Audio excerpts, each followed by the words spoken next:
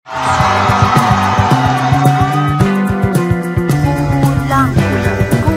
Ayan, President Marcos must bring his entire moral and legal force.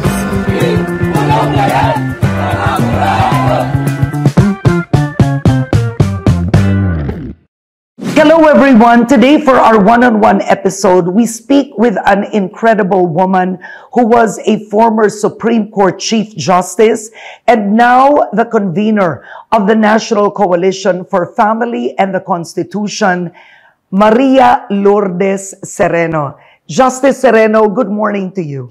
Good morning, Karen, and good morning to all the viewers and listeners of this wonderful show. Alam mo, kakamustahin ka muna, no? It's been since 2018. That was the historical moment of your life when the Supreme Court removed you through a quo warranto petition. And it's now been how many years? Roughly 7 or 8 years. Kamusta na po kayo, ma'am? It's been a very fulfilling journey for me. I remember the time when you asked me bakit parang wala akong worry when I left the Supreme Court. And true enough, if I remember correctly, I was intimating to you that I know the God who promised that all things work together for good to those who love us. And from the time on, the ability to reach the hearts of people across the country. And I've been roaming the country nonstop, talking to all sorts of people, has given me insight into what really ails this country, Karen. And that is priceless. Something I could never attain if I had been just seated in the Supreme Court. But what happened to you was unprecedented. Katunayan po, naging bitsa ito ng debate sa maraming mga constitutionalists who believed the only way to remove a sitting Chief Justice is through impeachment. Other people would have been bitter, galit. Alam mo yun, hindi makapagpatawad, malungkot, depressed. Bakit hindi po yun ang naging kwento ng buhay nyo at ang reaksyon ninyo? Kasi alam ko may mabuting gagawin pa ang Diyos. You know, in biblical history, and in fact in the struggle for justice in many countries, when a person who is at the center of the controversy faces the difficulty with grace, with composure, and when you ask that person bakit, kasi alam niya what the future holds. That's a very powerful message to anyone. Ibig sabihin, to all my kababayans out there suffering from injustice, ang tanong nyo is, ano ang pinanghahawakan nyo in the midst of this injustice? Is it yung galit nyo, yung bitterness nyo, yung gusto nyong paghihiganti? Or do you believe in a God who will be able to show you a more transcendent future and will be able to use even that pain, even that wounding, in order for you to reach others? Alam mo, Karen, ang pinaka hindi ko makakalimutan, when a young person gave me a letter, tapos kwinento niya na siya rape victim. Male siya, no? Lumaban sila sa korte, na-acquit. Eh di parang double injustice. The justice system even traumatized him. So that person would have given up. So, nakilala niya ang Diyos, natuto siyang magpatawad, pero itong sinabi niya, gusto daw niya mag-law. Sabi ng nanay niya, wag, ikamamatay mo. Because he will relieve the horror. But he said this, but every time, Chief Justice, that I see you fighting, I feel like I am winning. Just imagine your fight for justice when faced in the right spirit with an attitude that is hopeful for the future. That is victory. And for many people, that can even provide a measure of healing. May paghihilom sa ating bansa. You were removed with a vote of 8-6. Yes. Nakita mo na ba ang mga bumoto laban sa'yo? Napatawad mo ba sila? Oo, napatawad ko na sila. Aaminin ko at hindi pwedeng itanggi ito na masakit, no? Very painful kasi dun sa 6 na yun, may mga very distinct memory ako ng extraordinary help that I gave them, even in The times when they needed counseling, I was there. They gave me assurance that they knew that it was nothing but political persecution. At sinabi nila na ako naman talaga ang tama and I can rely on them. Hindi nangyari yun. So, for all young people na ina-expect nyo na yung kabutihan nyo ay masasuklian ng karampatang kabutihan din ng tao mismo, look for God to feel that and reward you, not to the person. Huwag kang aasa kasi ang tao talaga, at times, they can really disappoint you. So, ang maganda, napatawad ko na lahat ng mga, nakasakit, masakit talaga yun, pati, ang mali pa rin yun eh. They have to correct that. Kailangan nilang ayusin yun, ginawa nilang kamalian. So, hindi lang naman sila, no? Kasi, nanggaling yun mismo sa isang utos mula sa Malacanang, sa Kongreso, maraming media personalities na pumanig sa mali, no? Alam naman ng lahat, impeachment lang eh. Kaya impeachment lang because that's the only way you can ensure na ang Chief Justice at any justice of the Supreme Court talagang impartial. Hindi siya natatakot kasi it will not cost that vote, that independence will not cost the justice her position. So, pwedeng maglaban ng tao hanggang sa dulo. Syempre, ultimately, ang pinanggagalingan ko naman talaga, Karen, is my life is not my own. It's God's. So, ang accountability ko talaga, ang kailangan mag-report ako, kumbaga, sa Diyos. Lord, in my moments when I am alone, when I am writing a decision, when nobody sees, am I holding my conscience accountable to you? Yung alam kong there is no barrier, God sees my inmost thought. Lord, yung inmost thought ko ba, does it try to please you? Or pakabig ako? May struggle yan, no? Internal struggle, and you keep on asking the Holy Spirit to intervene para yung good na gusto ng Diyos ang magwagi. So, yung flesh natin, yung habits natin, what society tells us, lalaban yan. But in the end, you must just struggle and persevere, knowing that God will be with you. This all started with the accusation, hindi man lang to corruption issue, ha? It's only that you did not submit your SALN when you were a UP professor. Hindi to walang kinalaman sa pagiging justice, judge, lawyer. It's yung SALN nung nagtuturo ka sa UP. Do you regret that looking back? Well, ang maganda dito, no? And all my colleagues can attest to that. Pag kami nag-uusap over lunch or ibang session, nagkwekwentuhan kami, ang lagi naming pinag-uusapan, the moment you are appointed to the Supreme Court, cut off na. Whatever you did in the past cannot be the basis of your removal. Siyempre, yung kwentong yun, nagkwekwentuhan kasi may mga naughtiness. Ang mga kasama ko, yung mga lalaki, nagtatawanan. Siguro may mga kalokohan nga yun sa kanila. So parang relief nila, no? Hindi sila matatanggal for anything that they would have done in the past. Kaya nga yung decision na yun is really wrong on so many counts. Walang ni isang subsequent or previous decision that will validate that removal. Kasi impeachment is the only way to ensure that you have a fighting Supreme Court. Biruin mo, just imagine kung lahat sila ay takot na magkaroon lang enough votes in the House and in the Senate, tanggal sila. Sino makakapigil ngayon sa Presidente, sa Senado, sa House? Walang justice ang pwedeng maging independent, lahat takot. Pero ako, nung pumasok ako, Karen, ang kagandahan talaga, from the beginning, I was clear that my position was not my own. So, kahit na siguro yung impeachment, wala, I would have behaved the same way. Kasi hindi sa akin eh. And it did not make any sense to me if I were not to maintain an independent and objective mind. And kung hindi ko kilala, kung sino talaga ang pinagsisilbihan ko, ang taong bayan. Not any political personality, hindi man ako attracted sa wealth, no? A modest life is good for me. So, because of that, not only was the process of impeachment very, very exclusive and it was a protection to a justice, dapat may mas malalim pang pinanggagalingan siya.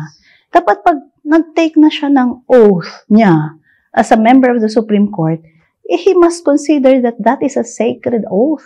He is basically swearing not only to the people but also to God. So hindi yun pro forma. And that oath should really determine who he is. Palagay niyo, isa sa mga dahilan ay dahil kayo ang unang Chief Justice ng Supreme Court na babae.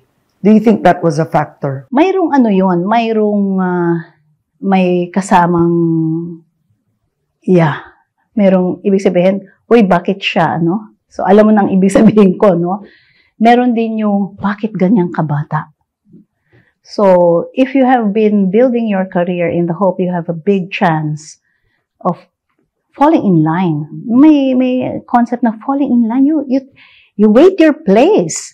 But the President, Aquino, wanted someone who was really independent, out of the box, who would look at a position in the Supreme Court very differently. Ibig sabihin, talagang spokesman ng taong bayan, konsyensya ng taong bayan. Yun ang gusto niya talaga eh. So kung yun ang gusto talaga niya, then hindi niya susundin yung mga careerists siguro. Hindi yun ang una. In fact, nakakatuwa dun sa interview niya sa akin, Karen, sabi niya, you're young, 50 at the time when I was first appointed as Associate Justice. Can you be like Chief Justice Tihanki, who was a dissenter for the longest time? Kasi ina-expect niya baka 20 years akong dissenter o na. Because, yes, sabi ko, yes, I can be and I will decide on the basis of my conscience. And then tanong niya sa akin, bakit? How can you say that you can be that brave? No? So, nakakatuwa eh. Sabi ko, well, people call me fearless. Hindi yung pagmamayabang Karen, no? So, parang movie nga eh, no? But it's basically understanding na kumpleto ng buhay ko dito eh. Anong katatakutan? I have nothing to lose by being independent, by being honest, nothing to lose, everything to gain. Ang dating Pangulong Rodrigo Duterte, he was calling you a fake Chief Justice. Do you remember? Yeah. Sinimulan niya ito, napatawad mo na ba siya? Oo. Talagang, we have to pray for the president, the former president. Ang lakas ng ability niya to talk to the pains of people in the Visayas and in the Mindanao area. So, lesson rin to para sa atin lahat. To what extent have we really reached out to really form a cohesive country? Tayong mga nasa Luzon na nagkaroon ng first access to the capital, education, the stock exchange, the financial headquarters. To what extent did we try to embrace fully those who were outside of Luzon? Did we understand that they were faced with violence every day, that the insurgency was part of their everyday lives? And so when President Rodrigo Duterte was making the rounds as the mayor of Davao City, he was able to confront the NPAs and stop the Alsamasa in Agdao, etc. The people in Visayas and Mindanao could not forget that. And because he spoke in their language, he belongs to them, they believe. So if we really want to have a unified country, then we have to really plead with our brothers and sisters in Mindanao and in the Visayas. Magkakalahi po tayo. Ngayon na ang dating Pangulong Duterte na sa ICC. Does he deserve that? Ang tingin ko, yung dokumento na linabas sa amin ng Supreme Court Chief Justice ako, pinakinggan namin yun eh. Yung Oplan double barrel and yung high value targets, etc. At gina-justify ni, at that time, General Bato de la Rosa, now Senator. At sinasabi niya na hindi naman daw ganon kasama, no? As the journalist, kasi journalist talaga nag-unveil, no? For making it out to be. dun sa interpellation, it was obvious that they were trying to create a layer of cover-ups. So pag nagko-cover up ka, talagang ibig sabihin may krimen. So ang tanong, did those crimes constitute crimes against humanity? They did, Karen. And when I read further, after na ito, no, the proceedings, the report of Michelle Bachelet, the former president of Chile, who was appointed to be the UN rapporteur for the EJK complaint in the Philippines. Yung findings doon, consistent doon sa mga nakita rin namin sa records at yung mga testimony na natanggap namin sa Supreme Court. Consistent din ito doon sa nabasa kong affidavits ng mga testigo sa ICC, which are publicly available, no? So, dahil napakadaming ebidensya, hindi lang preponderance, talagang substantial na talaga na ebidensya, saan ka makakakita na the same gun would be used at several sites, no? Saan ka makakita na talagang ang daming eyewitnesses na yung halimbawa nangyari sa Payatas, the first writ of amparo that we issued in connection with the EJK complaint, no? Talagang yung mga kapitbahay dun sa area na ginawang killing field, no? Talagang nakita na nagmamakaawa. Yung tatlo, nagbe-beg, please, maawa ko kayo. Pinatay talaga in cold blood. And consistent iyon. Kaya nagbigay nga kami ng instruction no, na ituloy ang investigasyon. At dun sa Payatas, binigyan namin ng no-go zone. Kayong mga pulis, huwag kayong pupunta within a certain perimeter of the Payatas area.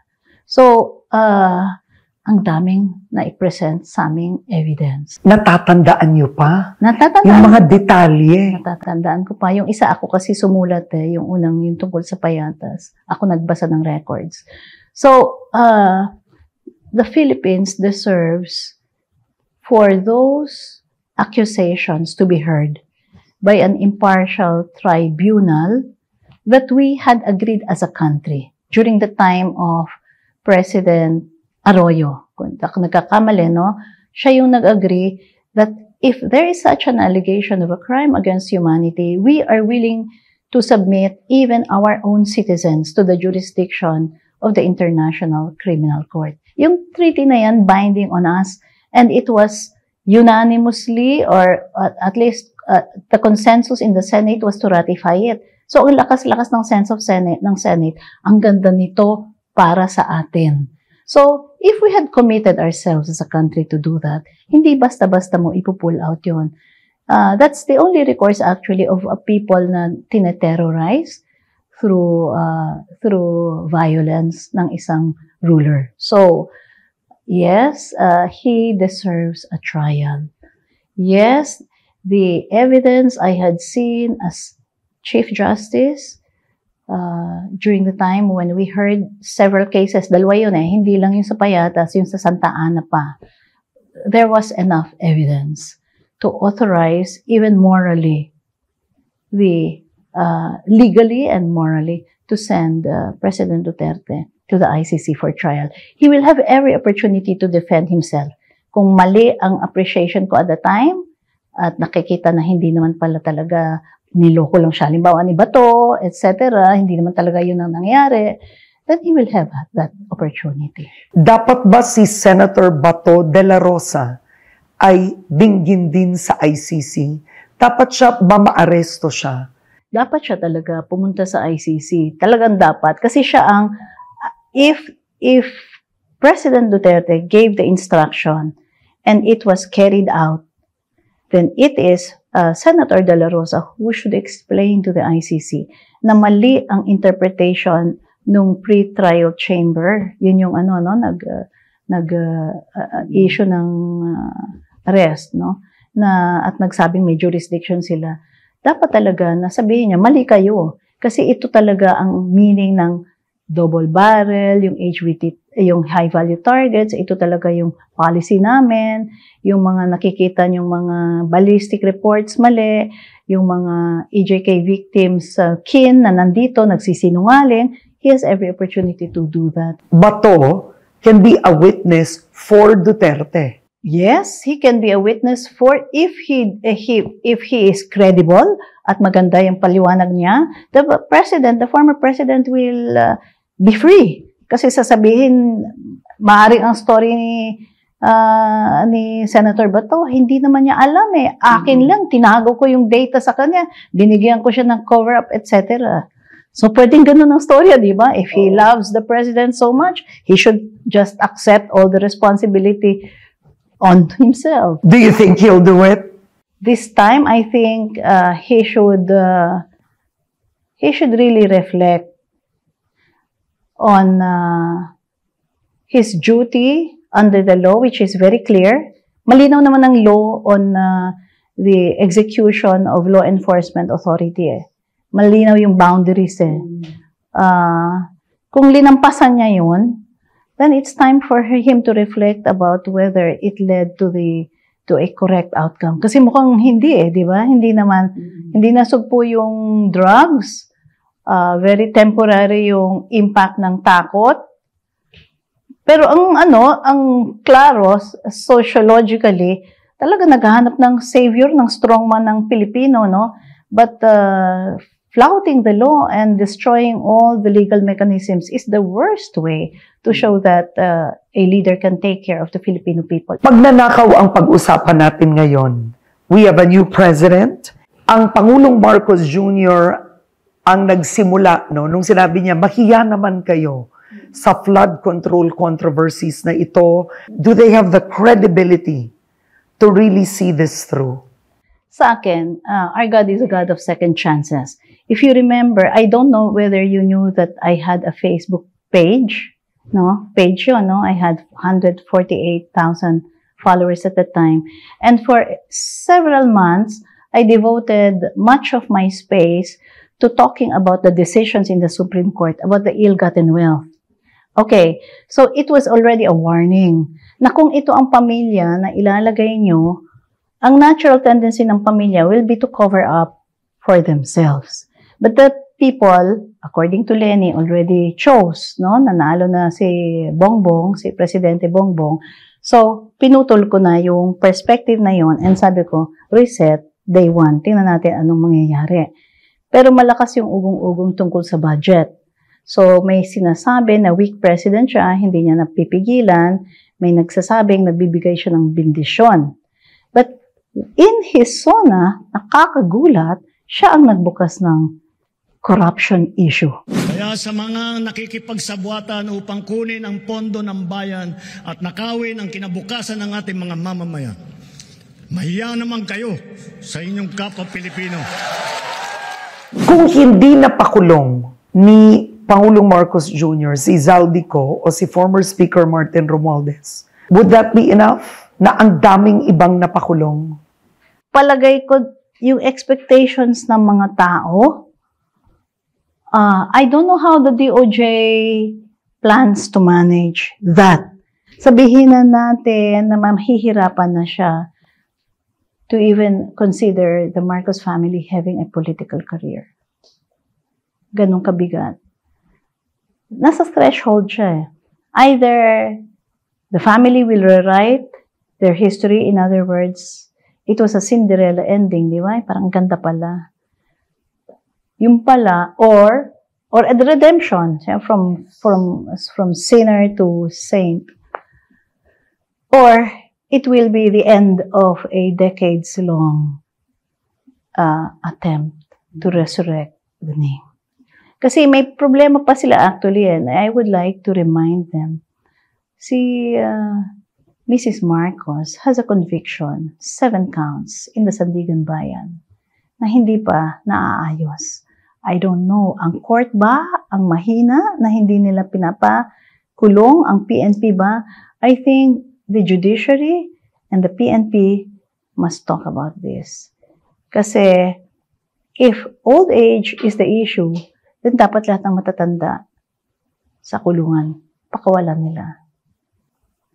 So, yan, hanging issue yan. Kahit ma-resolve natin yung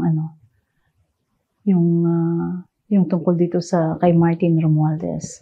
Kasi ang question ngayon is, will President Marcos protect Martin? Or he is so sincere when he was telling the ICI to proceed even against Martin? Yun ang mga questions ngayon. So, may mga may mga kailangan tayong questions. Yung awa ba natin kay Mrs. Marcos is the same awa that allowed the Supreme Court to free Enrile for humanitarian reasons. I dissented in that decision. Kakasuhan ang lahat ng mga lalabas na may sala mula sa investigasyon, pati na ang mga kasabwat na kontratista sa buong bansa.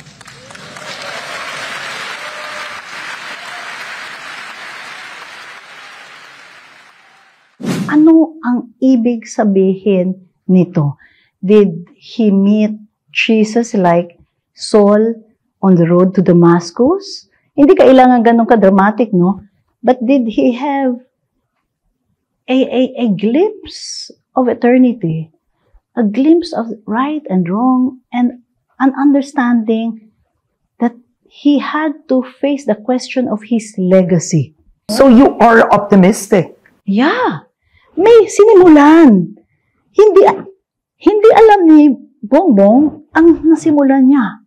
Hindi niya nakita at that moment. Pwede ba mangyari yan? Yes, di ba? Maraming accounts yan na hindi mo alam talaga. So things are moving. Kaya nga, this is another EDSA moment. So, with his words, mahiya naman kayo, may chain of events na na-unleash. Ngayon, ang failure natin, if we will not build on that, if those who believe that something has been unleashed by God, we ought to keep on praying, repenting, and acting. Repent on behalf of the sins of our country. Kahit hindi ka nagnakaw, repent. Kasi yung kultura natin, nag-authorize niyan eh. Bakit tayo ganito? Mahal natin pamilya, clan, kaibigan, kakosa, karotary. Oo. Pero everybody else, hindi natin mahal. We are called the sovereign Filipino people. Hindi natin na ipagtagpo yun. Na mahal natin yung redemption story ng Bible. Tapos yung sovereign Filipino people sa Constitution, china-challenge tayo ng Constitution to serve our fellow men with all love. We forget about justice. Because there's also justice, but in the Philippines, it's always about forgiveness. We forgive people that steal. We forgive people that we keep forgiving. We are so tolerant. Okay, ano na lang ha? Sorry ha. Oo. Wag magagalit kahit sinong Pilipino. Sasabihin ko, manipulative yung paggamit ng forgiveness. Ang laging nagsasabi ng forgiveness ay yung gustong i-cover up yung crime. Ang tunay na nagmamahal, ang gusto niya, yung nagkamali, go through the process. Kasi that's the only way to cleanse. Justice. Walang internal cleansing, even for the good of that person, the spiritual health of that person. Kailangan dumaan siya sa justice system na yun eh.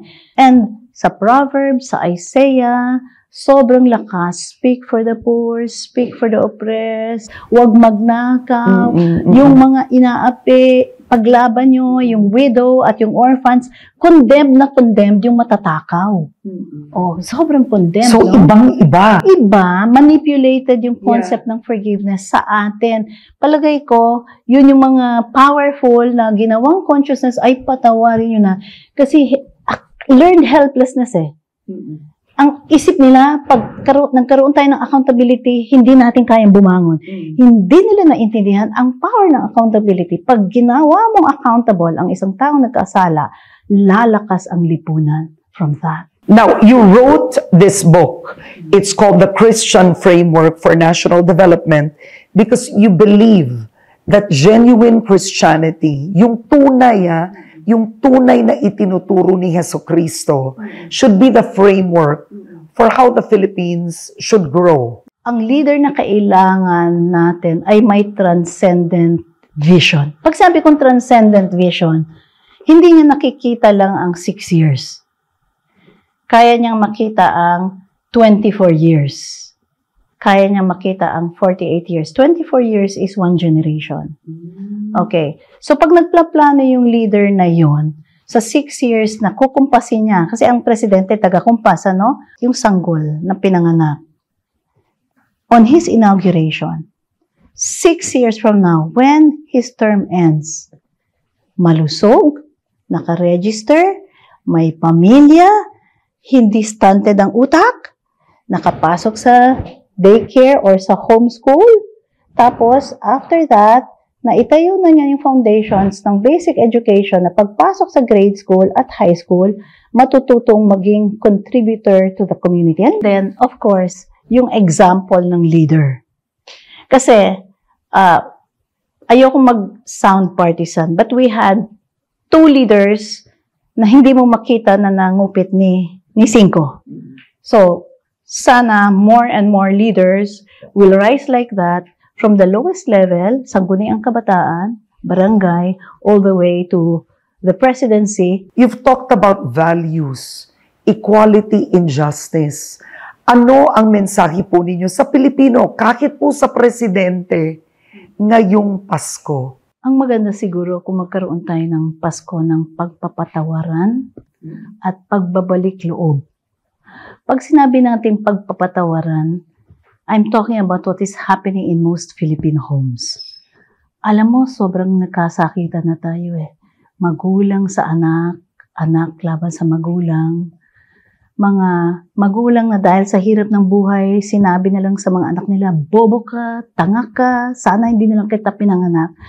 Ang lalim nun, alam mo, maaring tumanda na yung bata, hindi pa siya makarecover from that. And then, yung mga hindi naman masyadong naghirap, halimbawa, middle class, mayaman, ang laki rin ng kakulangan natin, anak, na hindi kita nabantayan. Inuna ko masyadong aking trabaho. Pasensya, hindi kita nasamahan nung ikaw ay binubuli. Hindi ko alam, mali na pala yung sinasabi ko na dapat mataas ang grade mo, hirap na hirap ka pala. Yung pala, meron ka na palang mental health issue na pinagdadaanan. Hindi ko naman naiintindihan yung patawarin mo ako kasi sa panahon namin, walang ganun. So, family is first for you, family. Pagpapatawaran. And then, kung kaya, syempre, umabot sa kapitbahay, abutin, no? And then, yung pagbabalik loob means itama ang direksyon ng bansa. So, kung ang presidente pwede niyang sabihin, mga kababayan, marami na ako natutunan, ako ay malapit ng mag-70. 66 na yata siya, 67, no? At marami na rin akong kailangang tuusin. At isang pagtutuos ko sa inyo ay ang pagsasabing, pinilit kong itama anong kaya kong itama. Maraming naging mali sa kasaysayan natin. Kaya't hanggat may oras pa, inatasan ko ang Department of Justice. Nakiusap ako sa Ombudsman na independent body. Nakikiusap ako sa Sandigan Bayan at sa Supreme Court. Makinig kayo sa iyak ng taong bayan. Ayaw na nilang nalulunod sila. Dahil hindi nyo ipinagawa ang mga proteksyon na dapat nanggaling naman sa kanilang buwis. Ninakaw nyo na, hinayaan nyo pa silang mamatay sa baha. Ninakawan nyo ng kinabukasan ang bayan.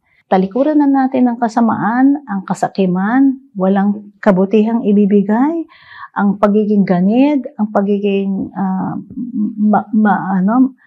materialistic, at unahin natin ang mga tunay na interior things na magpapatayo sa ating bayan.